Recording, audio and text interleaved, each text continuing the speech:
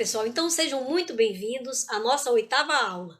Pessoal, nós vamos verificar aqui o tronco de cone reto de bases paralelas, ou seja, nós vamos tentar observar as áreas laterais e também a questão dos volumes envolvidos a partir do momento que nós conseguimos interceptar um plano em relação ao cone que nós estamos estudando aqui.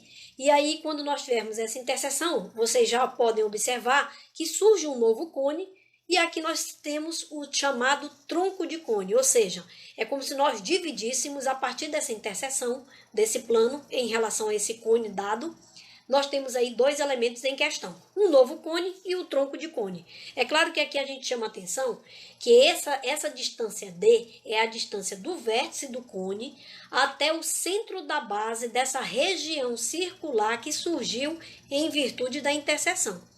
Lembre-se, H1 será toda a altura desse cone e a distância D é apenas a distância do vértice até o centro dessa base que surge uma base circular em virtude da interseção.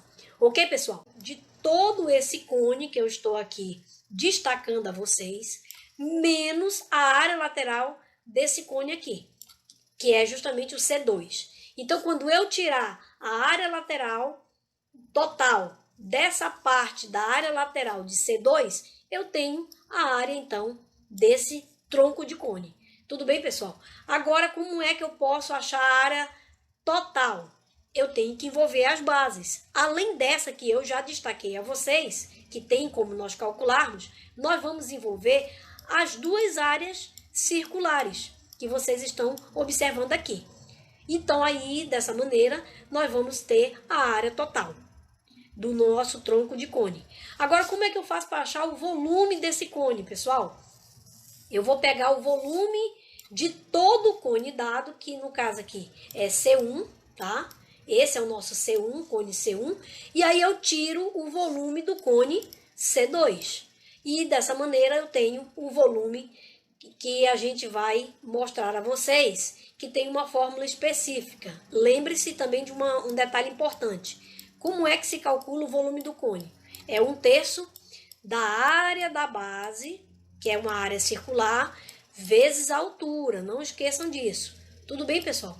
Então, nessa formulazinha que nós estamos trabalhando, o volume do cone, nós vamos calcular a diferença entre um volume de um cone, que é o total, menos o volume do cone que surge em virtude da nossa interseção do plano com esse cone que foi dado. Você pegou o volume do cone total menos o volume do cone que surge em virtude da interseção do plano com esse cone que foi dado. Tudo bem, pessoal? Então agora nós vamos fazer alguns exemplos importantes. Vamos lá? O exercício diz o seguinte: um cone reto é seccionado por dois planos paralelos à sua base e que divide a sua altura em 3 partes iguais. Eu destaquei aqui, pessoal, essa parte, dividem a sua altura em 3 partes iguais. Então, como vocês podem observar aqui, essa divisão em 3 partes iguais nos leva a uma propriedade importante. Esses triângulos que surgem aqui são exatamente semelhantes, pessoal.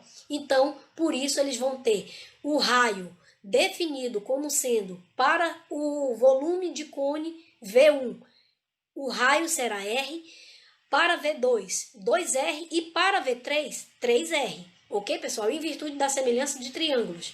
E ele diz assim: os 3 sólidos obtidos são um cone de volume V1, como eu já havia dito a vocês, um tronco de cone de volume V2 e um tronco de cone de volume V3. Sabendo-se que o V1 é menor que V2, que é menor que V3. Então, pessoal, eu já destaquei aqui um pouco a resolução para ganhar tempo. Vamos lá, quem é V1? Olhe para o cone destacado aqui que surge em virtude dessa interseção. Então, nós temos aí 1/3 da área da base vezes a altura. Mas o raio da base é R e a altura é X. Então, eu vou ter πr ao quadrado vezes X sobre 3. Então, esse volume eu vou chamar de K, porque vocês vão observar na próxima cartela que ele faz uma relação entre algumas alternativas e ele utiliza uma constante arbitrária. Então, por isso, eu vou dizer que o volume V1 é um determinado K, que eu não sei quanto é que é, porque eu não tenho R e não tenho altura. Então, chame de um número arbitrário K. Agora, pessoal, observe que V2, você tem um terço de πr² vezes h. Agora, o raio é 2r e a altura é 2x. Tudo bem, pessoal? Então, observe que quando você fizer essas continhas aqui, o que você tem nesse parênteses aqui? 2² dá 4. Esse 4 multiplicado por 2 vai dar 8. E aí, já destaquei o 8 aqui fora. Agora, o que surge que eu destaco aqui como sendo exatamente o V1? Basta você observar que quando você destaca esse fator multiplicativo, que eu disse que é 8, o que sobra aqui do lado?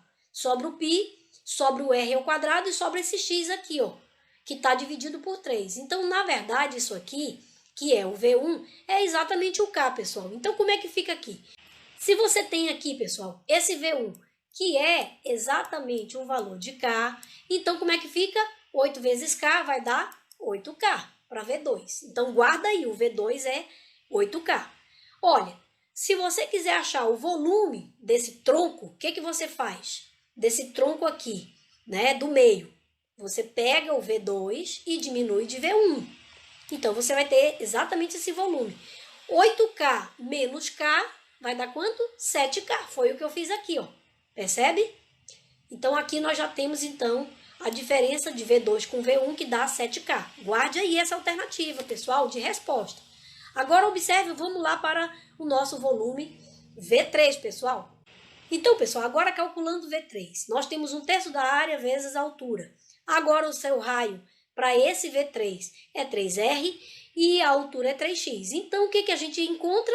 3² dá 9. 9 vezes 3 dá 27, então separa o 27 aqui. O que sobrar você separa ao lado como fatores multiplicativos entre si, que vai dar quem? π, r² e x. Ou seja, novamente você identifica V1 aqui, que é exatamente quem? O valor de k. Então vai dar quanto? 27k. Tudo bem, pessoal? V3, 27k. Se eu pegar o V3 e tirar exatamente o V2, pessoal, nós temos o volume desse tronco que está aqui abaixo. Tudo bem? Então, V3 menos V2 vai ser 27k menos 8k, que vai dar 19k, pessoal. Ora, com isso aqui, nós temos agora algumas alternativas a serem analisadas. Nós encontramos 7k e 19k, pessoal. Então, vamos lá, pessoal, ver quais são as alternativas prováveis que nós vamos assinalar. Então, pessoal, perceba que nós utilizamos o V1 igual àquela constante arbitrária que nós chamamos de K, ok? E aí ele pergunta quais são das alternativas prováveis para a nossa questão. É claro que vai ser a letra D. Mas por quê? Em virtude dos resultados que nós encontramos. Nós encontramos V2 nessa relação aqui, ó, de 7K, e V3 nós encontramos 19K. Portanto, pessoal, a resposta é a letra D. Bom, pessoal, então observe que agora esse exemplo, ele dá aqui o tronco do cone, faz a planificação e aqui ele indica os raios dessas circunferências das bases da geratriz, o valor que ela mede, no caso aqui vale 13. Já deu para perceber que aqui nós vamos ter o quê? Um triângulo retângulo, pessoal. E é claro que se eu quero esse H, olhando para esse triângulo retângulo, eu posso aplicar o teorema de Pitágoras. Mas observe o seguinte, que se esse raio menor aqui é 6, e aqui eu tenho que é 11, é claro que se essa medida daqui é 6, sobra para cá quanto? 5. Por isso ele já indicou aqui a diferença que dá exatamente essa medida para um dos catetos do triângulo retângulo que vai se formar aqui. Se eu quero achar essa altura, é claro que é possível usar o teorema de Pitágoras, pessoal. Então, eu já indiquei aqui para vocês essa observação, porque na frente do ângulo reto, nós temos, então, a hipotenusa, que é 13. Então, vai ser 13 ao quadrado, vai ser igual a h ao quadrado mais 5 ao quadrado. Tudo bem, pessoal?